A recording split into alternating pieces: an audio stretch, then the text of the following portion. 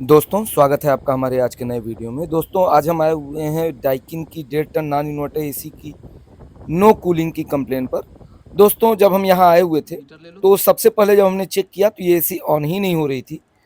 तो हमने इसकी पीसीबी को सही किया और पीसीबी सही करने के बाद जब हमने मशीन को चालू किया तो यहाँ पे देखिए लगभग 2 एम्पियर के आसपास करंट ले रहा है। तो उसके लिए अब हम चलेंगे आउटडोर के पास और देखेंगे क्या प्रॉब्लम है।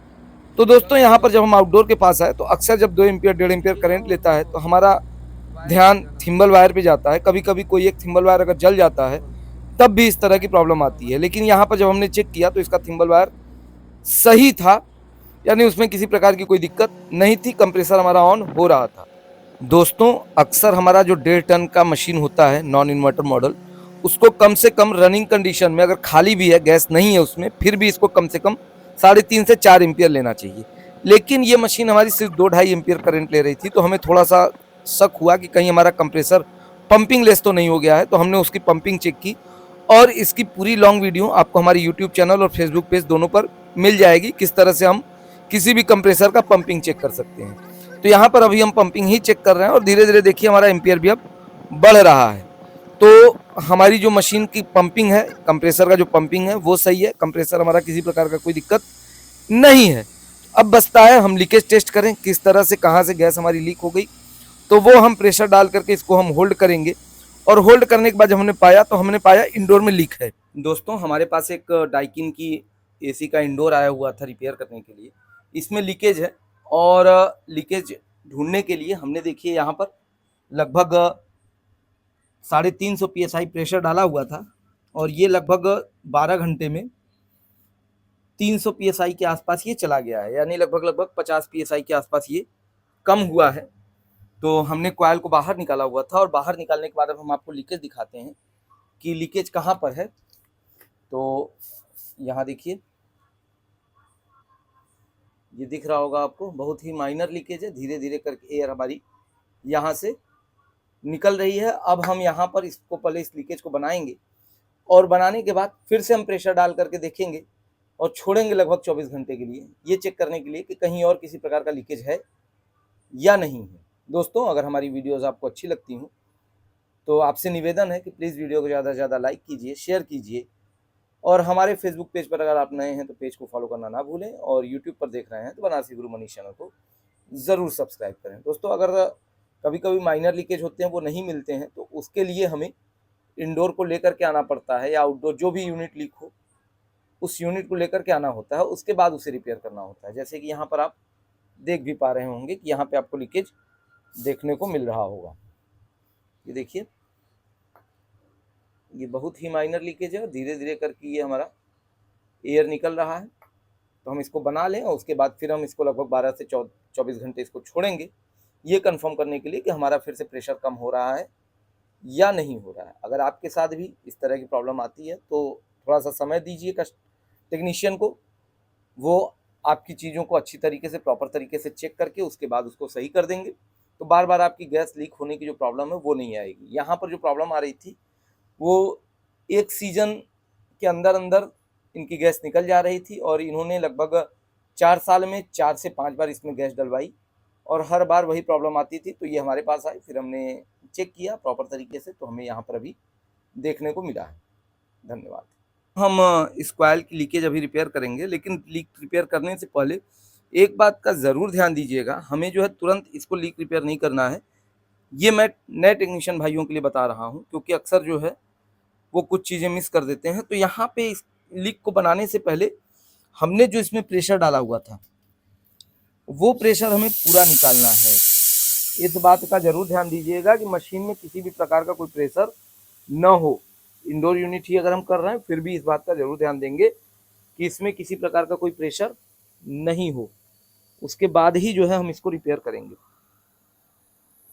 तो हमने सारा प्रेशर निकाल लिया है और प्रेशर निकालने के बाद अब हम इसको रिपेयर करेंगे। तो दोस्तों हमने लीक रिपेयर कर लिया है और चूंकि ये खुला हुआ था तो हम इसकी अच्छी तरीके से सर्विस भी कर लें। अगर इस तरह की हम सर्विस कर देंगे तो हमारा जो एयर थ्रू है वो भी काफ़ी अच्छा हो जाएगा। तो अभी हम इसकी सर्विस कर रहे हैं और सर्विस करने के बाद जो इसके फोम लगे हुए हैं, इंसुलेशन लगा हुआ है, वो भी आप देख पा रहे होंगे ये भी फटा हुआ है, तो इसको भी हम चेंज कर देंगे।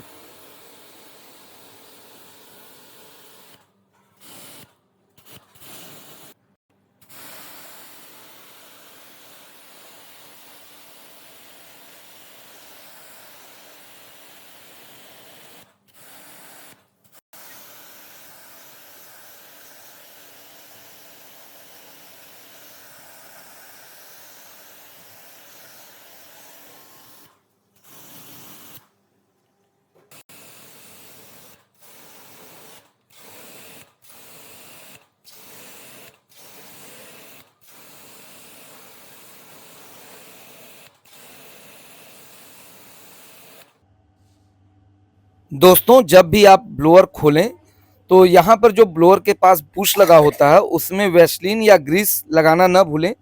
इसको लगाने से क्या होगा कि आपकी अगर नॉइज़ आ रही होगी तो वो नहीं आएगी और ब्लोअर भी आपका काफ़ी स्मूथ चलेगा। यहाँ पर हमने वैसलीन लगा दिया है और लगाने के बाद अब हम इसे फिट भी कर रहे हैं। ये बहुत ही छोटी बात है लेकिन गंभीर बात है, इसीलिए हमने आपको बता दी है।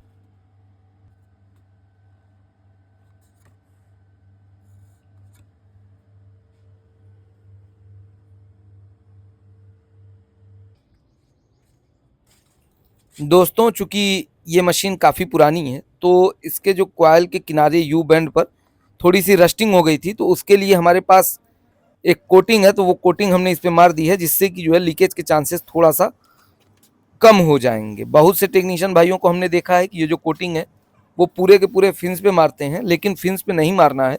ये सिर्फ यू बैंड राइट साइड और लेफ्ट साइड जो यू बैंड होते हैं उसी पे अप्लाई करना होता है, न कि पूरी फिन्स पर। जबकि अर्बन कंपनी के कुछ बंदों को हमने देखा कि वो पूरे के पूरे कॉइल पे पूरे फिन्स पर ही वो मार देते हैं। उससे होता क्या है कि एयर गैप कम होता है और हमारा जो एयर फ्लो है वो भी काफ़ी डिस्टर्ब हो जाता है। यहाँ पर हमने अब इंडोर के एवोपरेटर को हमने सेट कर लिया है और यहाँ जो इसकी स्विंग मोटर है उसका भी तार कटा हुआ था, तो तार जोड़ने के लिए अक्सर कुछ लोग टेप का उपयोग करते हैं, लेकिन उसकी जगह पर मैं एक पतली सी पाइप होती है रबड़ की जिसको कि स्लीविंग कहते हैं, वो यूज करता हूँ। इससे होता क्या है कि अगर आप इस तरह से अगर आप लगा करके जोड़ लगा करके उसके ऊपर अगर आप स्लीविंग लगा देते हैं तो पानी जाने का खतरा नहीं रहता। हल्का सा आप गर्म कर लेंगे तो वो जो पाइप है रबड़ की वो पिचक जाती है, अच्छी तरह से सेट हो जाती है। यहाँ पर सारी चीज़ें हमने लगा ली हैं और जो हमारा फोम फटा हुआ था वहाँ पर हमने दूसरा फोम लगा दिया और उसके बाद हम उस पर टेपिंग कर दी है। यहाँ पर भी आप देख पा रहे होंगे कि इनका जो इंसुलेशन है, इंडोर का जो पाइप आया हुआ है इंडोर के लिए, वहाँ पर भी इंसुलेशन इनका फटा हुआ था, तो वहाँ पर भी हम इंसुलेशन लगा रहे हैं। यहाँ पे हम 5/8 का इंसुलेशन यूज कर रहे हैं। 5/8 के इंसुलेशन से हम दोनों पाइपों में बिना फ्लेयर काटे हुए आसानी से इंसुलेशन चढ़ा सकते हैं। तो यहाँ पर हम उस प्रक्रिया को भी पूरी कर लिए हैं और अब हम इंडोर को टांग देंगे। तो दोस्तों इंडोर हमारा लग चुका है और लगने के बाद अब हम इसमें प्रेशर डालेंगे, ये चेक करने के लिए कि जहाँ पर हमने इसको कनेक्ट किया हुआ है जो हमारा यूनियन है वहाँ पर किसी प्रकार की कोई लीकेज है या नहीं। तो इसको हम लगभग 300 psi प्रेशर छोड़ दिए और अब हम आ गए इंडोर के पास और इंडोर पर जहाँ हमने यूनियन टाइट किया हुआ था वहाँ पर हम लीक टेस्ट कर रहे हैं। यहाँ पे आप देख पा रहे होंगे कि किसी प्रकार की कोई लीकेज हमें देखने को नहीं मिली है, जबकि प्रेशर हमने इसमें 350 psi लगभग डाला हुआ है।